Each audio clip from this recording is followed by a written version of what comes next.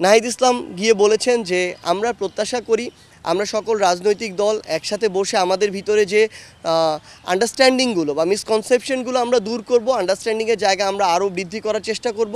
তিনিও তার জায়গা থেকে সকলকে ডেকে কথা বলতে পারেন, কিন্তু এখানে অভ্যুত্থানের দায়বদ্ধতা রয়েছে, শহীদের জীবন আহতদের রক্তের দায়বদ্ধতা রয়েছে।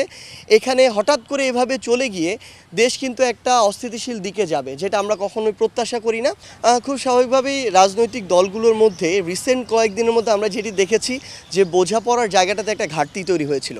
সো আমরা গতকালকে আমাদের জায়গা থেকে বিভিন্ন রাজনৈতিক দলে যা নেতৃবৃন্দ আছেন তাদের সাথে আমরা কথা বলেছি, এবং এটা আমাদের দলের নির্দেশনাও যে আমাদের রাজনৈতিক দলের মধ্যে এই বোঝাপড়াটা আরও বৃদ্ধি করা, আমাদের যে ঐক্যের যে জায়গাটা, এই জায়গায় যেন কোনো ঘাটতি না তৈরি হয়।